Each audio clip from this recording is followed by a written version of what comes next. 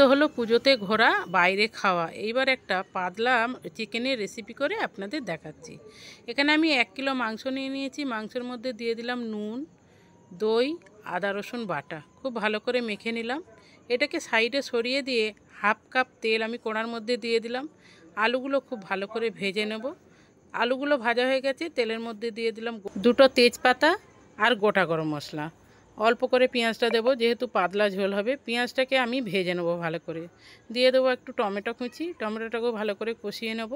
এরপরে আমি দিয়ে দেবো জিরে ধনের গুঁড়ো, লঙ্কার গুঁড়ো, হলুদের গুঁড়ো। অল্প জল দিয়ে মশলাটাকে খুব ভালো করে কষিয়ে নেব। মশলা কষা হয়ে গেছে, আগের থেকে যে মাংসটা আমি মেখে রেখেছিলাম দিয়ে দিলাম। খুব ভালো করে কষিয়ে নিতে হবে। মাংস থেকে তেল ছেড়ে গেছে, আমি আগের থেকে গরম জল করে রেখেছিলাম দিয়ে দিলাম। এরপরে খুন্তি দিয়ে খুব ভালো করে মিশিয়ে অল্প একটু নুন দিয়ে ভেজে রাখা আলুগুলো দিয়ে মাংসটাকে খুব ভালো করে সেদ্ধ করে নিতে হবে।